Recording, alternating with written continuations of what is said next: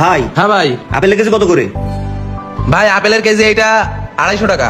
ভাই 230 টাকা রাখা যাবেন না? না ভাই 230 টাকা রাখা যাবে না, বাজারের অবস্থা অনেক খারাপ। আমার 240 টাকা কিনা, 10 টাকা লাভ করতেছি মাত্র। আচ্ছা ঠিক আছে, 1 কেজি দেন। এই নেন ভাই। এই যে ভাই টাকা।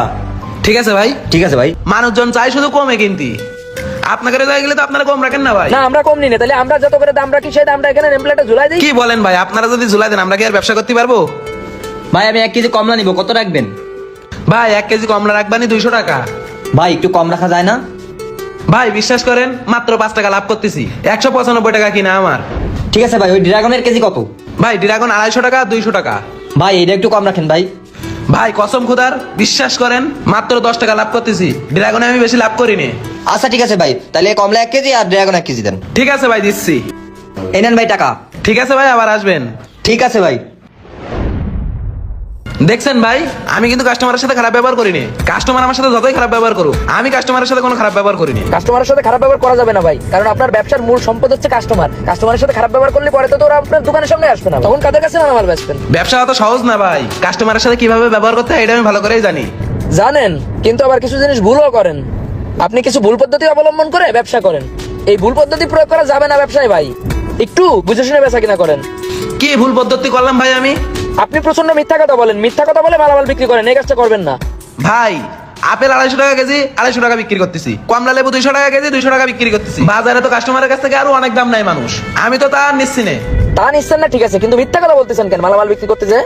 আজকে আদায়তে আসার পরে কাস্টমার গুলো না আসলে এতগুলো ভুল আমার চোখে পড়তো না ভাই। শোনেন কি বলি, কাস্টমারের কাছে একটা দাম বলবেন, নিলি ভালো না নিলেও ভালো। 10 দোকান ঘুরে এসে যদি আপনার এখানে দাম সঠিক পাই, ফল ভালো পাই, আপনার এখান থেকে নেবে। কিন্তু আপনি মিথ্যা কথা কি জন্য বলবেন? আপনি যে কিনে গেলে বলতেছেন ভাই 5 টাকা লাভ করতেছি, 10 টাকা লাভ করতেছি, বিশ্বাস করেন এত টাকায় কেনা, এটা কি আপনি ঠিক করতেছেন? আপনার আপেল কত টাকায় কেনা আমি বলি, লেবু কত টাকায় কেনা? আপনার আপেল পাইকারি হচ্ছে 185 টাকা 90 টাকায় কেনা, লেবু পাইকারি হচ্ছে 150 টাকা 55 টাকায় কেনা। আপনি তো মিনিমাম 50-60 টাকা করে লাভ করেন, কিন্তু এখানে আপনি মিথ্যা কথা বলছেন কি যে 5 টাকা লাভ করতেছেন, 10 টাকা লাভ করতেছেন। আল্লাহর কিরে করে বলতেছেন, কসম করে বলতেছেন। আপনার কসম করতে বলতেছে কিটা ভাই? কাস্টমার কি আপনার কাছ থেকে মাল জোর করে কিনতে আইছে? কিরে করবেন কি জন্য? 50-60 টাকা যা লাভ করবেন করেন আপনি। আপনি ন্যায্য দাম রেখে ভালো ফল বিক্রি করবেন, দেখবেন এমনি বেচা কিনা হবে।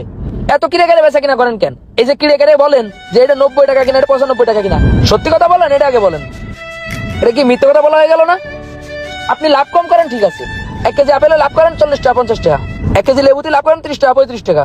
এখানে মিথ্যা কথা বলেন কি জন্য? কাস্টমার মাল নিলে নিল, না নিলে না নিল, এসব কসম করে ব্যবসা করবেন না। ঠিক আছে ভাই, এবার থেকে আর এই ভুল করবো না। এ নাও রহমান 5000 টাকা, এই বাড়িতে এই দিয়ে গেলাম। ঠিক আছে ভাই, এই যে ভাই। ঠিক আছে ভাই, তাহলে গেলাম আমি। আচ্ছা ভাই।